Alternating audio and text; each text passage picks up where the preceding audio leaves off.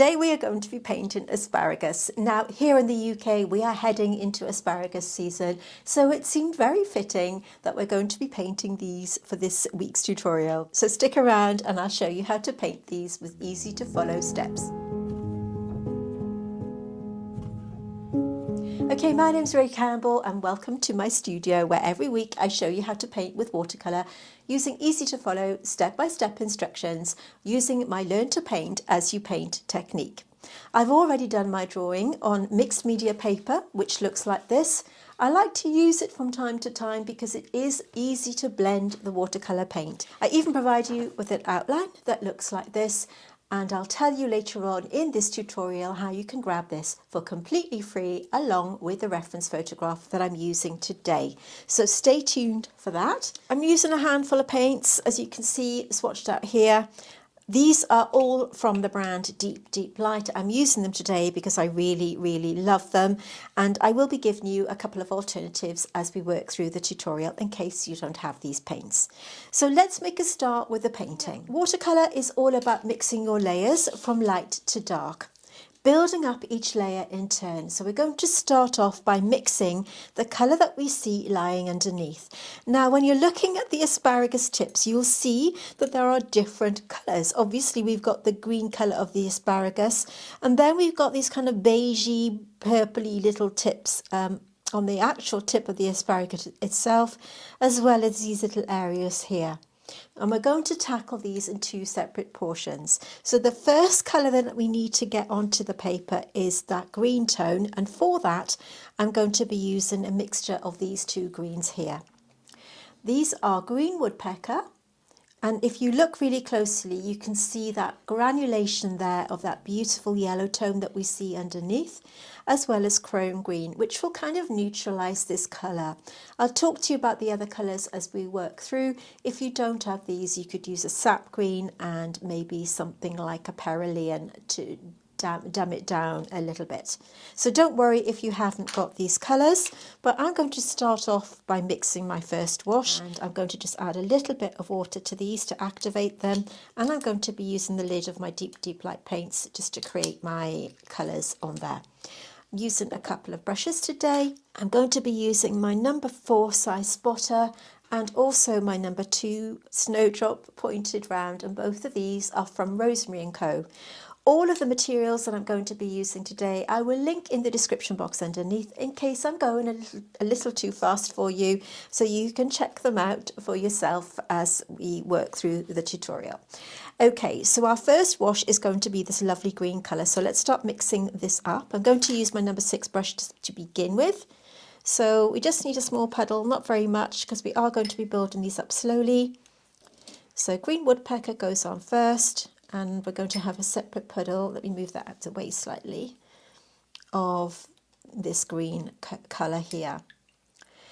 Cleaning my brush, and then what I'm going to do is just take a little of this and mix them together, so I'm left with a soft green tone.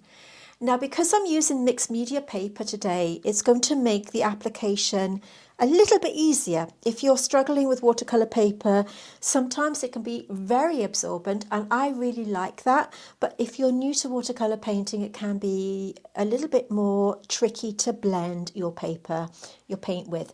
So I'm going to take this colour and I'm going to start by working around these little sections. Now forgive me, I don't know what they're called, and maybe I should, but I'm going to go in with my number 4 size spotter, and I'm just gently working around each of these, just picking up green woodpecker and just working around, using a very light touch, working around each of these sections like this. You can see how I'm using the spotter brush and getting full control of my application like this, just keeping an eye on where I'm going, working around the asparagus. I have never painted asparagus before, so this is a new experience for me. I just like the idea of painting them. So cleaning my brush in this tiny little puddle and then just blending that in. Not worried about the tips so far. I'm going to do that separately, and we'll do the same on this one. Go into the obvious first of all. I'm just taking a tiny bit of the chrome green and gently working around these little Okay, so let me tell you about the outline. If you want to grab the outline, it's completely free, along with a reference I'm working from today over on Patreon. Just join up, completely free to join, and you can have access to all our outlines and our reference photographs where applicable, where we use them. And like I said, it's completely free over on Patreon, and I will link that in the description box underneath, as well as you'll find a link on my homepage too. I'm trying to figure out what bits are going where, so I'm just painting around these. Watered down version of chrome green, like this. So just bring that line down. You're just working in between these shapes. You could mask them off if you wanted to, but I think it's good practice to just practice your brush strokes as you're working through. Okay, so we're just going on. If you've got any hard lines, just go over that line. Get some of that colour onto the brush. And I'm just switching it to green woodpecker as I come down, like this. Working around those shapes. Just carefully keeping an eye. Remember, this is just our first layer, and we're going to be building around these later as we work through the tutorial. You could use sap green, as I've said. You don't have to use the same colours as me. I'm going to zoom in slightly for you. Where we've got any hard edges, just use your brush. Because it's mixed media paper, it's very forgiving. Like so. And then we'll do this one. I'm going to switch down to, actually I'm going to keep the same, watered down version of chromite green. We're going on the base first of all, because we've got a mixture of these two green tones. Straight onto the paper, wet on dry. So I'm not wetting the paper first of all, I'm just adding this colour. You can just drop in a little more if you want to.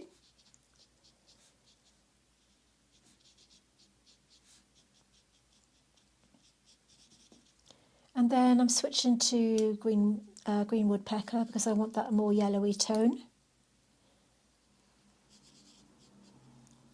You could add a little bit of lemon or yellow to your green if you wanted to do that. If you're using, you could use a sap green with a little bit of yellow or lemon if you want that kind of variation in colour. The key here is to just kind of gently build up your colours. Chrome green at the top.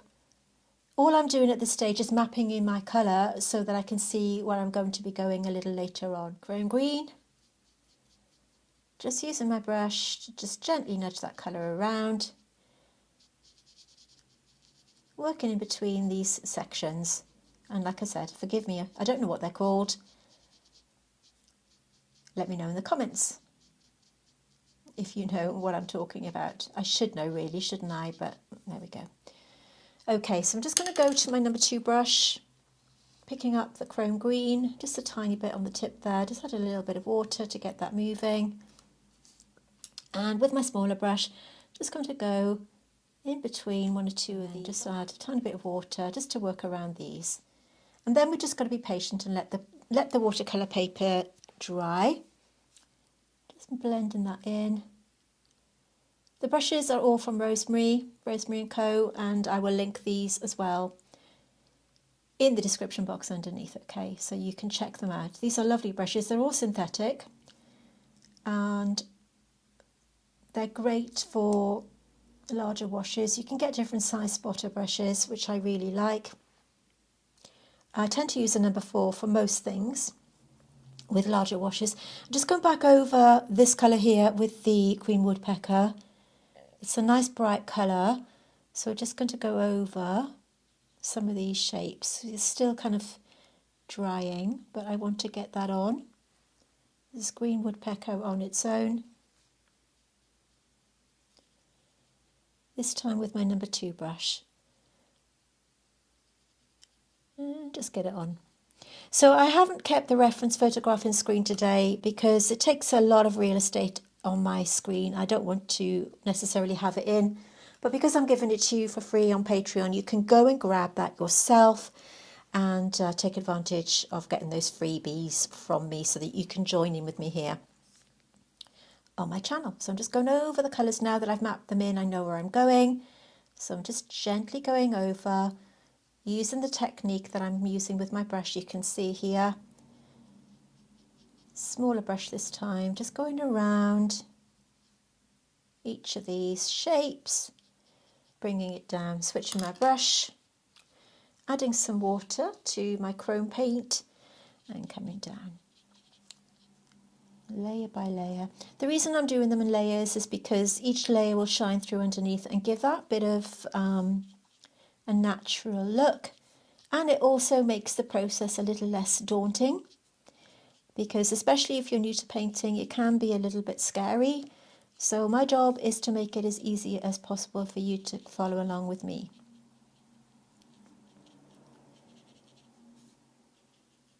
Taking it down. Just watching that little shape there. And you can see already we've got this variation of colour. I feel I need to move my paper up a little bit. And just blending that in with some water. And then the same on the other one, this time with the chrome green. You don't need very much of it. Just get the right amount on my brush. Going over that colour. You can strengthen it later. These are washes that can be built up gently as we work through the asparagus painting. Use your favourite paper, use your favourite paints, use your favourite brushes. These are all guidelines for you. These free tutorials that I provide you with are to help you grow as an artist by using and utilising the materials that you want to. But if you do want to treat yourself to these paints, if you are in the market for some new pigments, I highly recommend these paints. I've been using deep light paints for a good couple of years and I adore them. So I do have a discount code which I will leave in the description box, and you can get 10% off all of their watercolour paints, not just the ones I'm using today. These are handmade with love and care by the most incredible people I've ever worked with, and I can say that hand on heart. My friends over at Deep Light are wonderful, and everybody that has purchased their paints has agreed with me what an incredible brand they are, not just in terms of their pigments which are incredible, but the customer service that you get is amazing. So check them out, get that discount code if you want to treat yourself, but like I said, you don't have to do that. You can use whatever you like. I'm coming down, working around, going over that layer. I'm using a light touch, nothing too heavy, because I don't want to lift that paint off.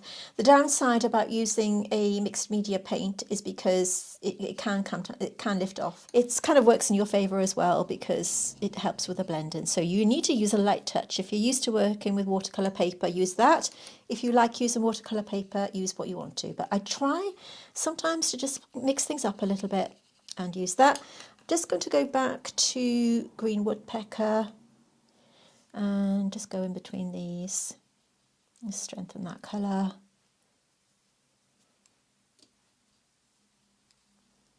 So I'm just using less water this time, so that makes us slightly stronger. Gently working around, and then these are going to just settle in together and just blend that out. Same again here, cleaning my brush, and then with that damp brush, keep cleaning and patting. I'm just going to go soften that line.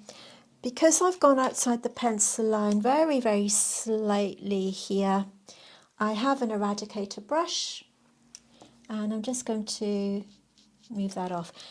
One of the great, fantastic things about mixed media paper is if you do make any errors, that Eradicator brush will just lift it off easy peasy.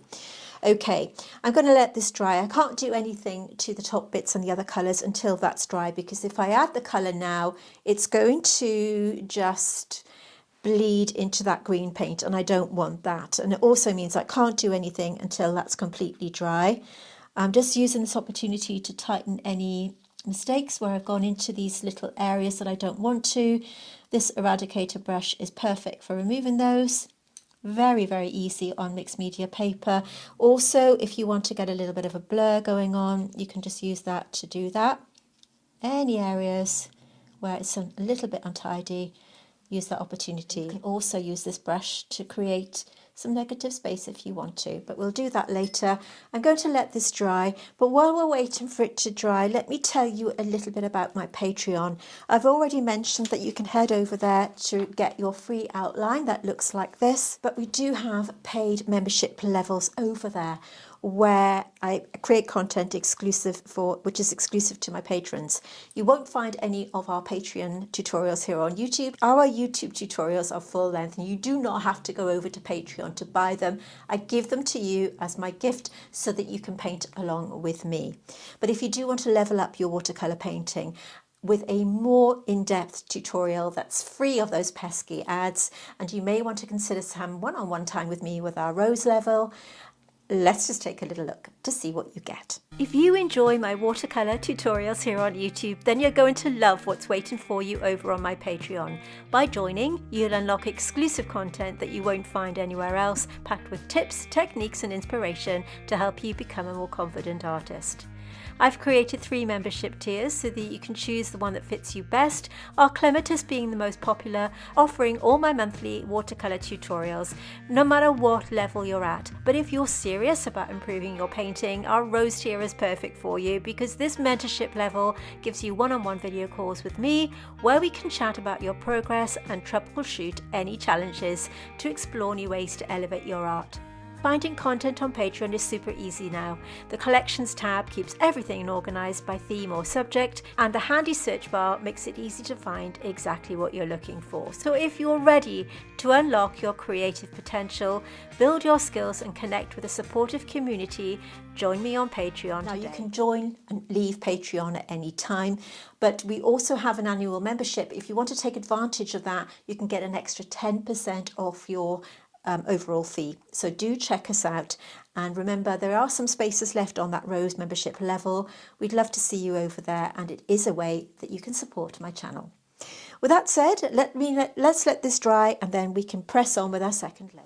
Everything is now completely dry, and in this section I want to focus on the top part of the asparagus. Now we have got elements of green on the base of some of these bits, but for now we need to think about the main colour that's going on here. Those 2 colours I'm going to mix are Peach Blossom and Rose Ashes, but you could use something like a raw Sienna if you want to, if you haven't got these colours. Now I've chosen Rose Ashes because I really like the granulation that I have in there, and on this swatch here you can see how I've mixed Rose Ashes with Peach Blossom and a tiny bit of green Woodpecker, and notice how they're granulating into each other when they're wet, when mixed together. Now this is ideal for this kind of painting. It's this kind of look that I want to go for, which is why I've chosen these particular colours, okay? But I highly recommend that you swatch out your colours in a proper colour chart. This is something I talk about all the time. I have started making a little book that looks like this. So all I've done is swatched out many of my colours, different brands. That's Mungyo. Here we have some of my colours from Deep Light. And all I've done is swatch each colour out one by one, starting off with very little water so that I've got the colour in its truest form, and then adding a little bit of water, mid-tone, and a little more water for the light tone. And by doing this, it does help me assess my colours and pick the colours out that I have, because oftentimes it may be that you're struggling with your colours and you don't know which colour to use, and I'm able to go to my little book here and it helps me. If you are struggling with colour matching and you don't have the colours that I'm using, let me know in the comments and I will be able to help you based on what I've just talked about. But also, more importantly, I do recommend that you make a colour swatching book or chart for yourself, and I will pin a video to the top of your screen right now which explains to you in a little bit more detail how I do that so that you're able to help match the colours yourself. And part of this is all growing as an artist. It will help you figure out how to use your colours that you have within your own set. So I'm adding a little bit of water to Peach Blossom and Rose Ashes, and I'm going to have a few little drops of water there in my mixing tray. If you have got, I'm using the lid of a Deep Light set of paints. So, Peach Blossom, Rose Ashes. Rose Ashes is a lovely granulating colour, one of my favourites. I'm also going to put a tiny puddle of green Woodpecker too, just a little bit of the Peach Blossom on my brush. And I'm just going to apply the peach blossom to the tips. Now I can see why I did add the raw umber to the mix, because I wanted to just tone it down a little bit with that. So we'll put a little bit of raw umber as well. Okay, so we're going to put raw umber at the top. So we've got a mixture of the two. So peach blossom is forming the base tone. I'm going to just give that a second or two to sink into the paper. And then what I'm going to do is drop the rose ashes on the top of each spear. Of each little bit of the spear, rather. So we're just going to drop that in. Because the green colour is dry, it's not going to go onto the green. It's just going to go where we've put that wet paint.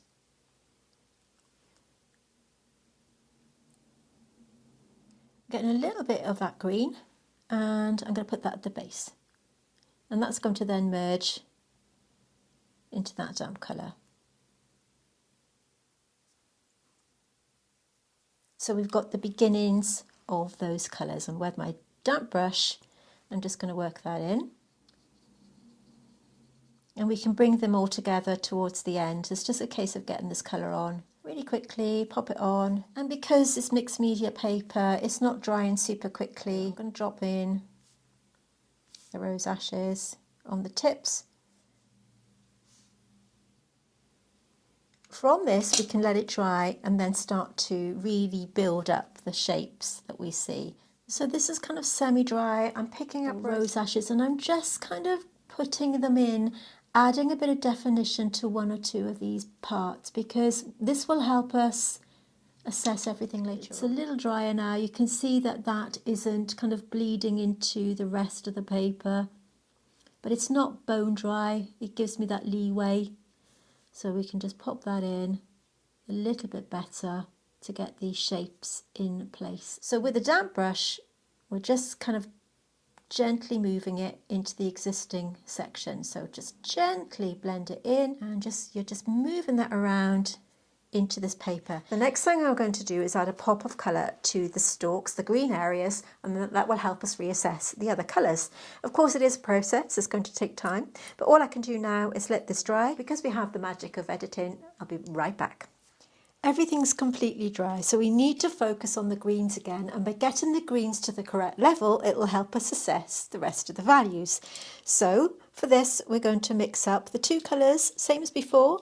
We're going to go in with green woodpecker, and we can mix these two together. Okay, so we've got two nice petals there ready to go. So starting with the green woodpecker, giving it a little bit of a mix because it does separate out because of that granulation, and looking at these one by one. This time with a little more care. I'm taking off the excess, and between these two here, we've got a little bit of green popping through, so we're going to put that in. I'm still using my number 2 brush, and then gently merge that in. So that's now negatively painted around that space. Same here. And this is a continuation of the green colour that we see, and we can do that for most of these. With these two colours, we're going to go back over the initial colours that we've done. So I'm just going to mix a little bit more green woodpecker, making sure that I've got the right ratio of water to pigment. That pigment needs to be thicker than before, but not so watery that we don't have any pigment on the paper. Green woodpecker to start with, so we're going with the yellowy tones first of all. Going in, and I'm leaving a little bit of a gap, and I'm going in again around that first one and bringing it down. Gently working around each shape, and again coming down, leaving a negative space. We can lift out these negative shapes if we want to, but it's all good practice, and it helps you continue with your brush strokes and learn how to help that watercolour paint go where you want it to go. Creating a shape, coming down, all the way down, and then we're going to leave a little bit of a gap, and then with our damp brush we're going to just merge that in. So we've got a few negative shapes. Remember, you can grab the outline and the reference photo that I'm working from today over on Patreon.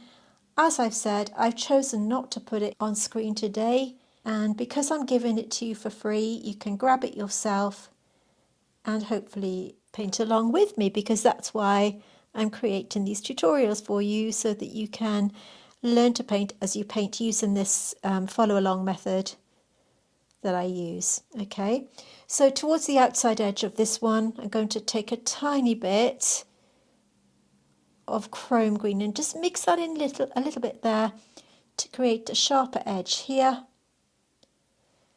And then cleaning my brush in the water, and with that damp brush, I'm just going to merge that in.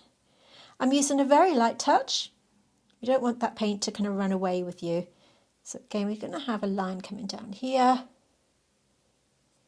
And again, sort of underneath this bit, leaving a little bit of a negative space, just like that, around this bit here, continuing this line coming down. Okay, work in small areas at a time. Where I've done that lift out there, I'm going to enhance that, like so. And then just coming down, pressing that brush, so we've got a bit more of a shape going on. Gently merge those colours together. You may want to consider joining our Facebook group. We are a lovely community over there where you can share your completed works and have some feedback and show off what you've done. It doesn't matter what level you are, whether you're a complete beginner or whether you're a more advanced artist, you're very welcome to post your finished paintings, and we love to see your finished paintings from our tutorials here on my channel. So it's a great space to post your work and have some feedback from our lovely members and my fantastic team of moderators who help keep us safe. I'm going around the base of these, just creating a little shape, going back over to this mix here, and actually I'm going back to chrome green because over on this side we've got a stronger colour. Just taking chrome green, working around. So this will be our kind of second stroke, third wash. And we can still build up. We've got quite a bit of work to do on this one. So set yourself aside a decent amount of time. And remember, you don't have to do it all in one go. Just join in, pause that video. You can even download it or save it to your favourites and come back to it. You don't need to do it all in one go. That's the beauty of painting along with us. I'm going to just add a little bit of water here, because I don't want there to be too many hard edges in this section. Just water. And remember that watercolour has that what we call ugly stage. So if you feel that your painting isn't looking as you want it to, don't worry, it's meant to. And once again, we're going to drop that in. Not too soon, because it's going to just float on the top. So it's just kind of knowing that moment when to do that. So this colour is chrome green. Mixing it around, and then I'm going back to green woodpecker, and we're just going to drop it in like so. I'm going to switch up to my number 4 brush because I want to add plenty of water to give it that watercolour look. I don't want it to be too solid. You can see how watery this mix is. Cleaning my brush, just taking off the excess water and merging the end into the paper. I don't like this here, it's gone a little bit hard looking, so I'm going to just blend that in a little bit more. And a great thing to do is just use a plain bit of water just to help merge everything if you're finding it's looking a little bit too heavy. This paper allows you to do this really, really easily. So we're just moving it around and just letting it do what we're asking it to do. I love mixed media paper for this reason. It has its pros and its cons, and of course when you're experimenting with different papers you're going to find out which one works better for you and your way of painting. Okay, so this is looking a little bit too heavy, so I'm just going to use my brush to lift out some of that paint, because otherwise it's going to look a little too overworked where it sticks to the paper and it doesn't look natural. We don't want that. So what we can do is add water, and if you go outside the pencil line, you can just use your Eradicator to smooth that line away. And again with the Eradicator, you can just press to lift out some of that colour to create that negative shape that we painted in here. So whichever works best for you, press and release. Very easy to lift off with this paper, green woodpecker, just to take it up a little bit. I have overworked the paper slightly there. I'm going to admit my mistakes to you because you can see as I'm painting that there's a little bit of a disintegration where it's starting to pill on that section, which we don't really want, but that's okay. We can roll with it and carry on. Okay, so I'm going to let that dry and then we can come back and add some more detail in our next section. It's quite a long video today. I'm going to drop that in the outside edge actually. Chrome green, just here and there. Just working between these two little sections. So peach blossom and rose ashes. And again, we're going to have a couple of puddles, a few puddles of water. I like to mix small amounts because I'm working on a small tutorial, I'm working on a small painting, so that's what we're going to do, making sure that my brush is relatively clean. And I'm going to kickstart this by using peach blossom again. Just getting a nice puddle of that mixed up. Raw sienna, which I didn't activate. With deep light paints, they do ask that you drop a bit of water in them to start with, just to wake them up. I did want to show you rose ashes while I'm talking about it because